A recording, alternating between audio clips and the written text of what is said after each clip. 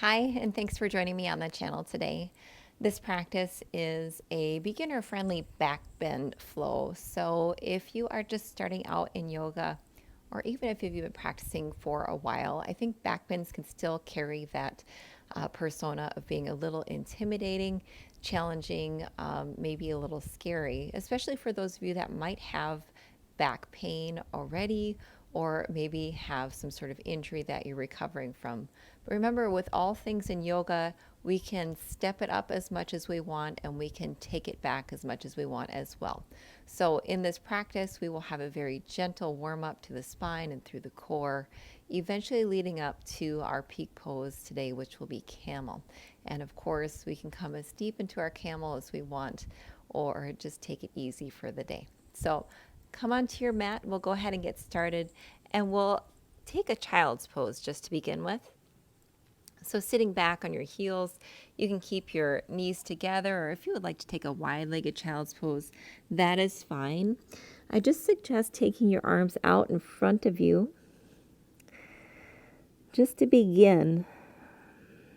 With the arms extended out long in front, you'll at least gradually start to open through the front of the shoulders.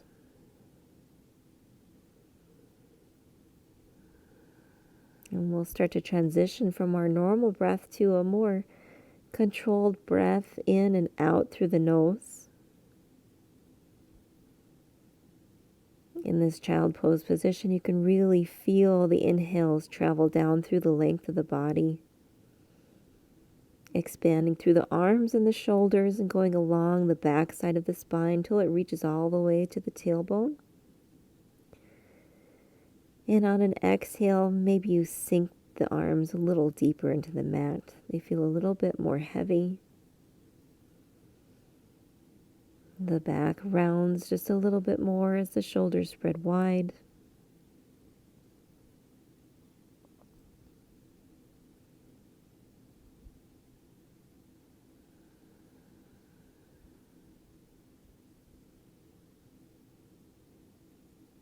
Start the practice with ease and allow our body the time to make room and to make space.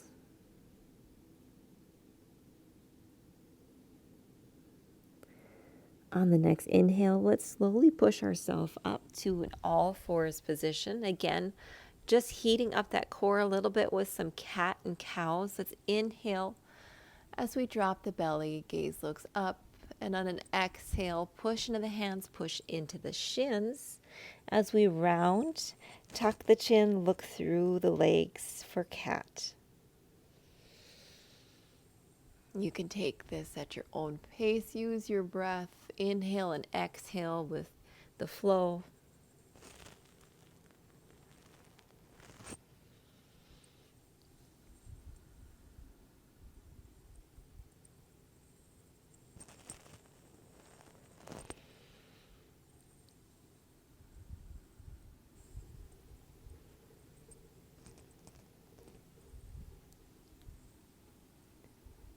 We'll come back through our tabletop, and from tabletop, we'll just push back into our child's pose.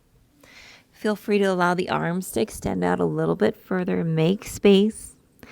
And we'll take a flow from our child's pose to cat, and then cow, and then push back into our child's pose. So on an inhale, we'll actually lift up, round, tucking the tailbone, coming through cat, and then start to lift the tailbone, lift the gaze as you come into cow, and push the hips back, flow back into your child's pose. So 3 movements linked together with the breath. Inhale into your cat pose. This time we're exhaling through cow and then starting to push back into our child's pose. We'll take that at 3 more times. Inhale, round through the shoulders. Exhale, push back. Feel that tailbone tuck.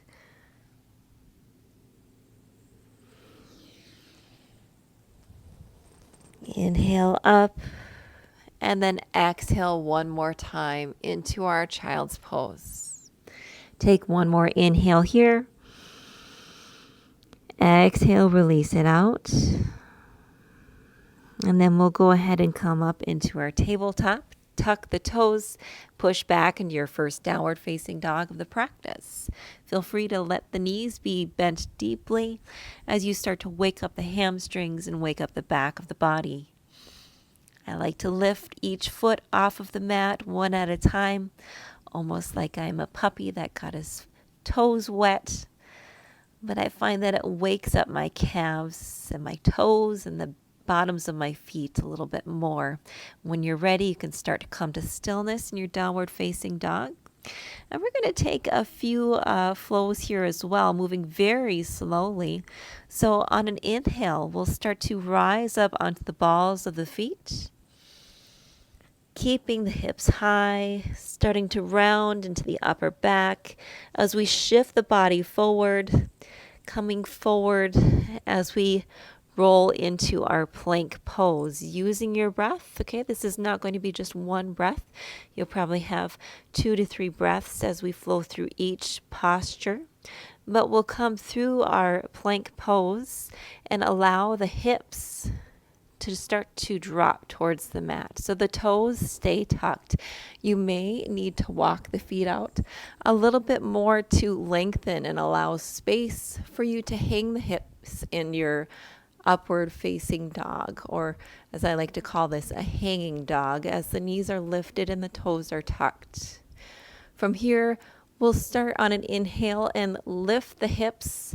If you can, focus on the lift coming from the hips and start to come back into our downward facing dog, making this nice and slow, nice and steady, and start to push into the hands.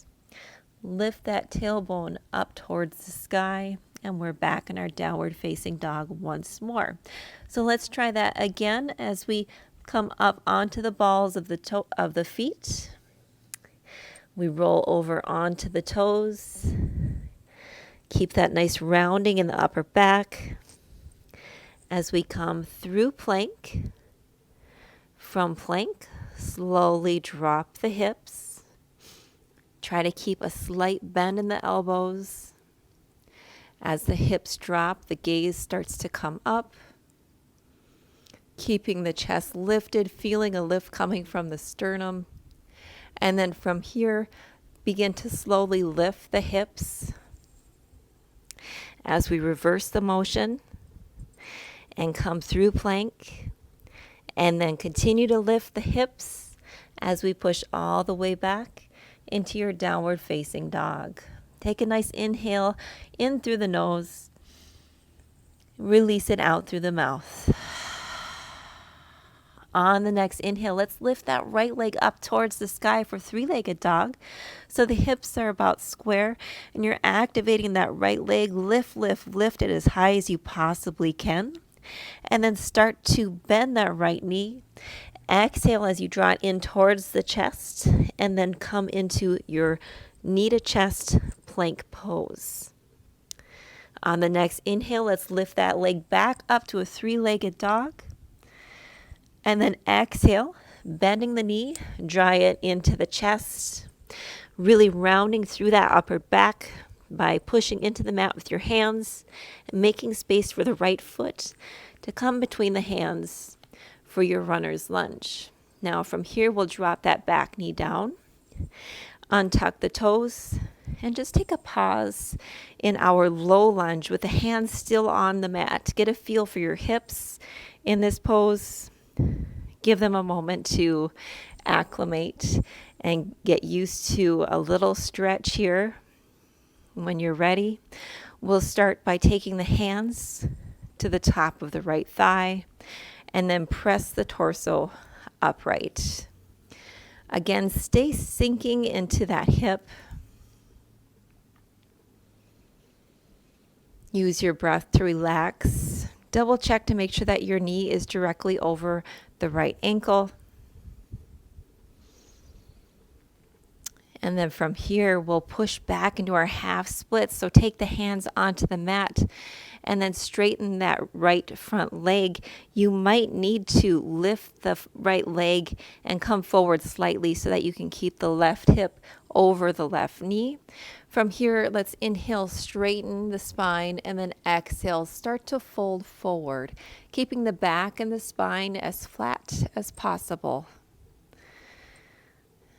Pause wherever you feel your stretch in the back of your right leg. I like to keep a slight bend in my right knee, and then I feel it much deeper into the back of that right hamstring. On an inhale, we'll place that right sole of the foot back onto the mat and start to shift the hips forward. Come back into that low lunge. You can have the hands on the right thigh to start with. Then inhale the arms up towards the sky for your low lunge. From low lunge, we'll place that left hand only onto the mat to the left of your right foot, and then start to rotate as you look towards the right hand. Lift it up towards the sky, and you're getting a nice rotation through the middle part of the back in this Revolve Low Lunge. Now we're going to take a stretch here. Keep that right arm lifted. Start to bend that left foot in, and then reach for the left foot with your right arm in a nice quad stretch here on the left side. And it's very intense. So take this at your level. Press the left foot into the right hand. Push into that right hand as much as you can. Feel that quad activate in the left leg. And then rest and relax and maybe draw that foot in a little closer towards the glutes. At the same time, think of the hips being heavy and drawing them towards the mat. You should feel the stretch all the way from the outside left hip flexor through the front quads of that left leg. Slowly release that left foot. Bring the right arm back up towards the sky. And then from here, we'll tuck the left toes and lift the leg as we come into easy twist. Maybe you notice you gain a little bit more twist here as you have the space you created with your legs. You have a little bit more room to rotate the middle part of your back. And we'll take a challenge. If you can keep that right arm lifted, we're going to come into our side plank, stepping that right foot to meet the left, stacking the feet, and lifting the hips up towards the sky. Now your gaze can come up towards your hand, or you can gaze out in front of you to protect your neck. Return to your breath, find steadiness here. When you're ready, we'll step that right foot behind us, coming up onto the ball of the foot, opening up for our wild thing. On this side, lift the hips. Maybe the gaze comes behind you. Reaching back with the right arm. On an inhale, start to rise up. And again, challenge yourself. Lift that right foot. Can you step it all the way up towards the top of the mat to reach the left foot? Very good. From here, we'll take the hands down, we'll come into our runner's lunge. From runner's lunge, just step that right foot back and push back into our downward facing dog. From downward facing dog, take an inhale. Exhale it out through the mouth and relax. We'll take some more of those hanging dog flows. So again, staying very slow in the movement. Start to inhale, come up on the balls of the feet. Slowly move through plank. As we come through plank, we'll start to let the hips drop. Take note of your stance here. If you feel like you don't have space for your hips to lower towards the mat, you probably need to step the feet back a little bit. And then allow the hips to fall until they're just about an inch above the mat or so. Slowly start to lift the hips. come up through plank. Maybe just pause for a moment. Keep the hips lifting. Push back, push into the hands. Maybe feel the heels come a little bit lower. And you're back in downward dog. One more flow. Come back up onto the balls of the feet.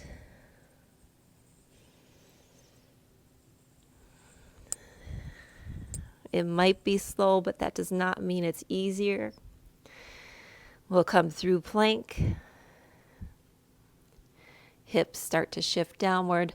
Small micro bend in the elbows as we gaze forward in our upward facing dog.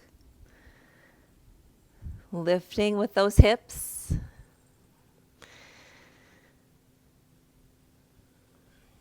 And then pushing all the way back into your downward facing dog.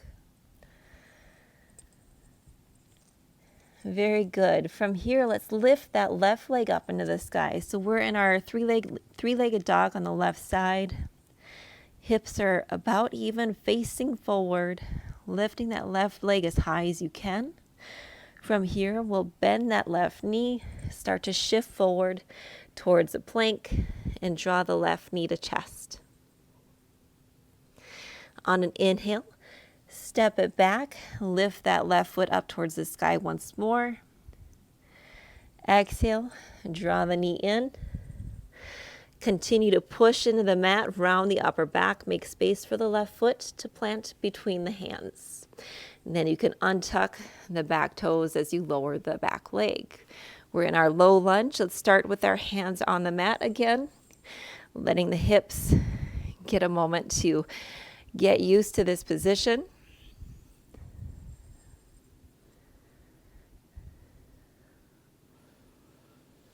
Maybe take a moment to feel how different you are between your right and your left side. On the next inhale, let's lift the torso up. Maybe use the hands on the front of that left thigh to help gain some momentum here as we lift up.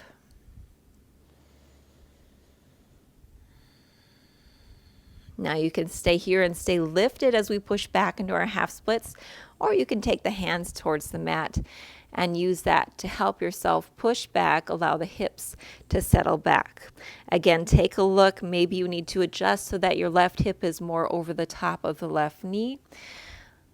Whatever you need to make the space for yourself, but then inhale and lengthen before you start to roll the torso down over the leg.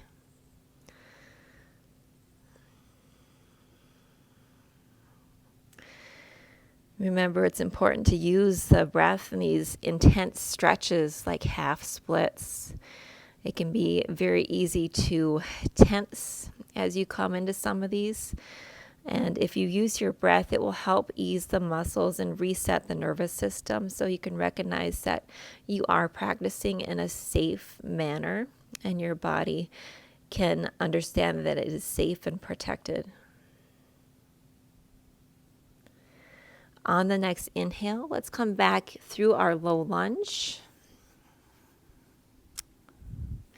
You can either keep the hands on the knee for a moment. When you're ready, we can lift the arms up to the sky. Take a deep inhale in.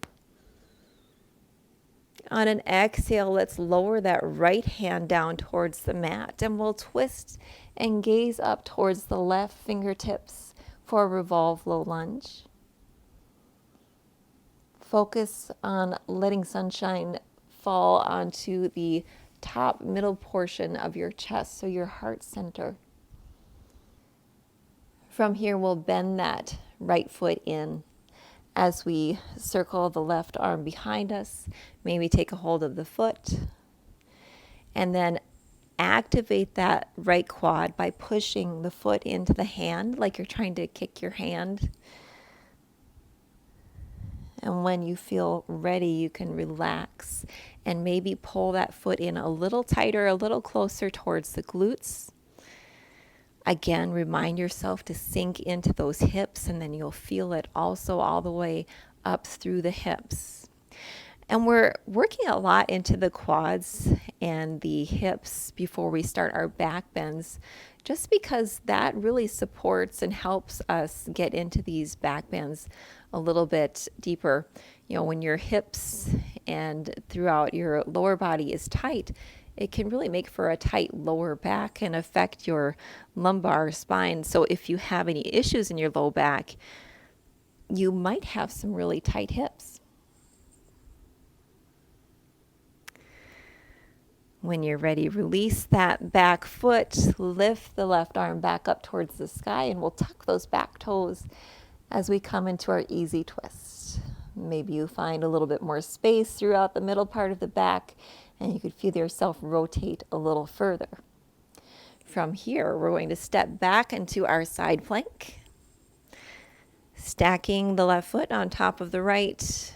And you can always have the bottom leg sitting on the mat as well if you want to kneel on your shin and have a supported side plank. Wherever you're at, keep those bottom ribs lifted. Feel the core engage. And then we'll step that left foot behind us for our wild thing. I'm going to have a pretty narrow wild thing just because of my space, but I'll make it work. Staying high on the ball of the left foot, lifting with the hips, gazing behind you. And then slowly release. If you can, keep that left arm lifted. Slowly step the left foot towards the top of the mat, and you're back in your runner's lunge. From runner's lunge, we'll just push back into our downward facing dog. We'll take some more spinal rolls in our downward facing dog a little bit differently from before. This time we'll come up high onto the balls of the feet. And then we'll keep rounding as we come towards plank. Once we reach plank, we'll bend the knees, maybe bend the elbows, perhaps even landing the forearms to the mat as we push back into our downward facing dog. Now, letting the forearms kiss the mat is quite challenging, so you do not need to come that low. We'll take that about 3 more times. Inhale. Come up through plank. Exhale, bending the knees, allowing the belly to drop. Maybe gaze comes up.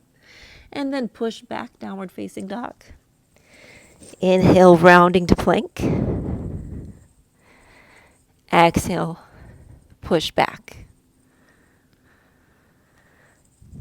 Feeling this lovely spinal warm-up, challenging on the core, not just on the back, but also working on the front body.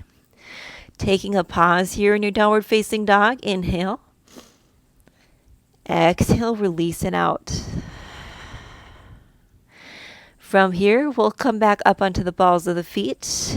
We'll come into plank. From plank, let's just go ahead and lower the knees down, and then allow the rest of the body to come down towards the mat. Walk your hips out so that they're comfortable and seated evenly on the mat. Allow the legs to spread wide so you make space for the lower back. And we'll take Sphinx Pose. So the elbows are slightly in front of the chest. Palms are on the earth. From your Sphinx Pose, press the hands down in towards the mat. And then start to pull the hands towards you. So you feel like you're trying to pull yourself forward on your mat. At the same time, lift the chest. Feel a lifting motion come from the center of your chest or the sternum as you lift up towards the sky.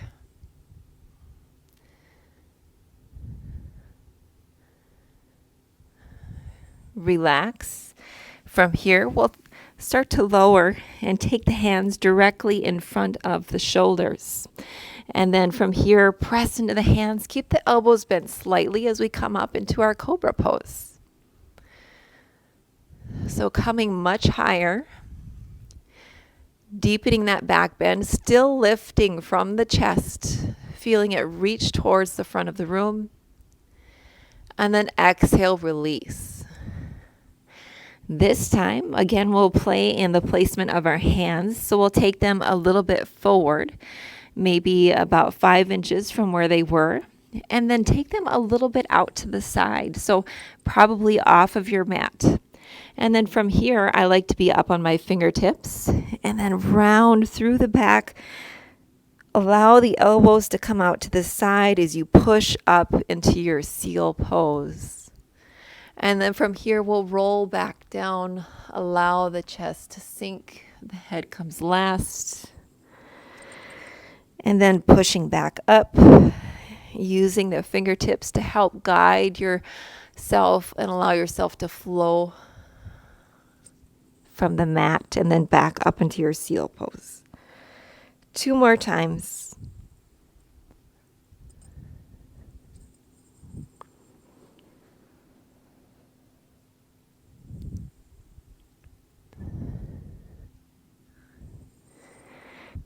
From here, we'll push back until we're seated onto our heels. I'm just going to come a little bit further forward on my mat. So you're in your hero's pose. From hero's pose, we'll come to standing on our shins.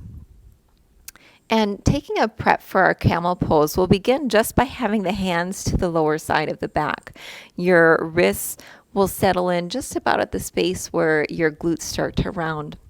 And from here, we'll just start to lean back slightly. Again, we're leading with that space through the center of the chest as we gaze up. Allow the elbows to draw together. Gaze comes up towards the sky. Feel the shins push in towards the mat.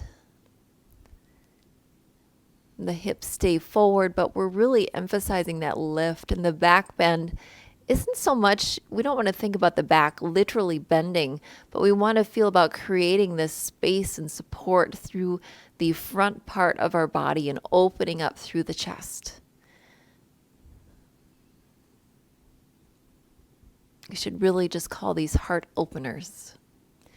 When you're ready to, on an inhale, we'll just come back up through center and go ahead and sit back on your heels.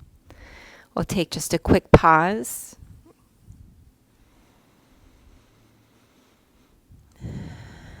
When you're ready, come back to kneeling, and we'll go ahead and take our camel. Now, you can take your camel having blocks behind you so that you have something a little bit closer to reach, or you can also start on your toes because that brings your heels a little bit closer towards your hands.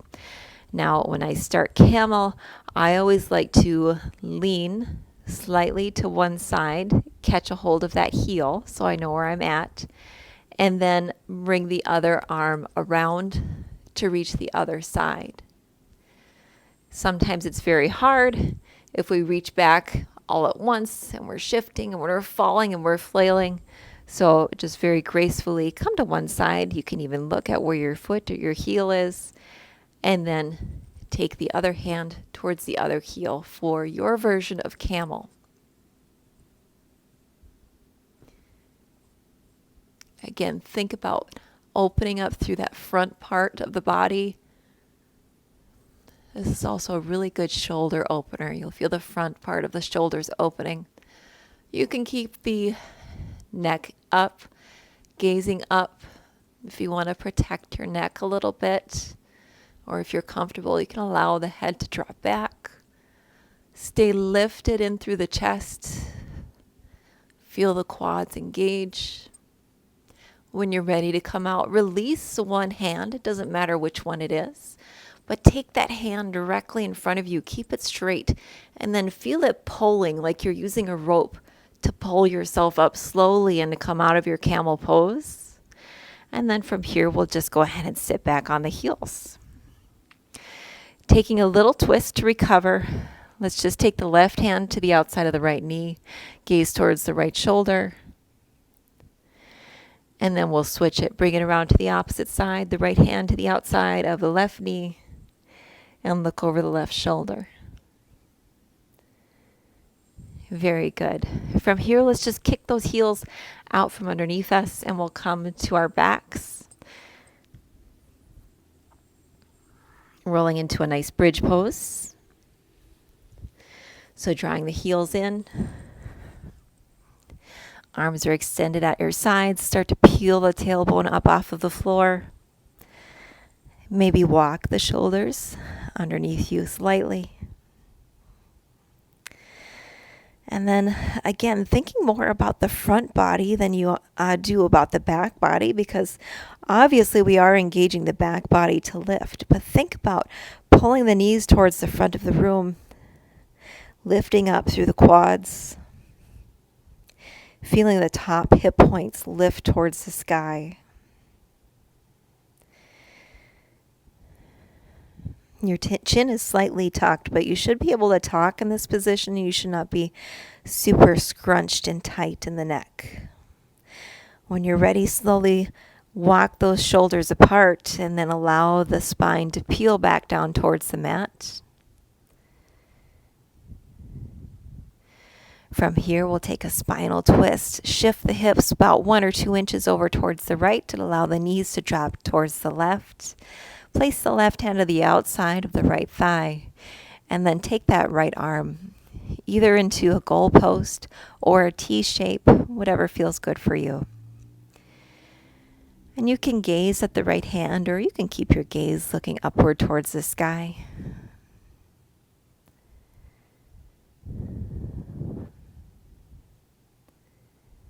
I always encourage making your practice your own. Now, I don't find a difference from gazing at my hand versus looking up towards the sky. I'm focused more on the twist in my spine. And I find that upper twist in the neck doesn't really help me very much, so I just leave it out. And that goes for most of the poses. You make them what you need. Let's come out of this and shift over towards the other side. Maybe take the hips 1 or 2 inches towards the right as you drop towards the left, and then the knees go to the right. You can open up that left hand to goal post or to a T shape. Allow the legs to feel heavy.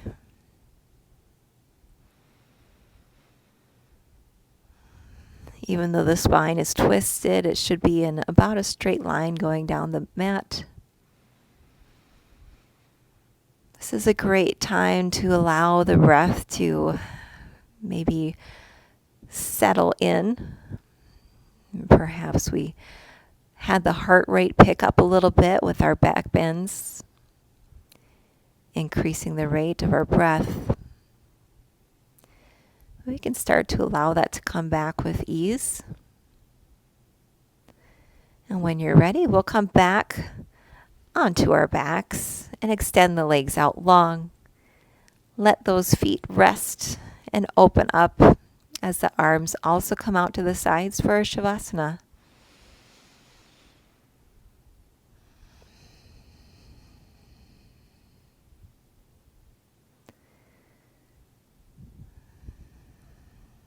Shavasana is a great time to make space and to return yourself back to your normal breath, no longer using the control, but just allowing your body to return what it does naturally.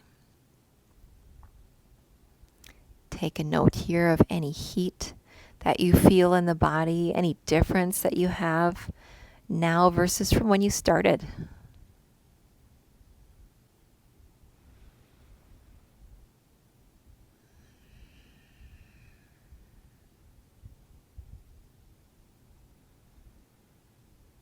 Adding back bends into your practice is so beneficial for building up strength throughout the front and the back side of the body. And usually a nice back bend class will also incorporate a good amount of twists. So you're getting that really nice twisting action that will feel good on the inside, the internal organs, and also throughout the rest of the body, and help your spine move in all directions. As we just want to remind ourselves that we were made to move in many directions, and in our everyday life, we just kind of lose that.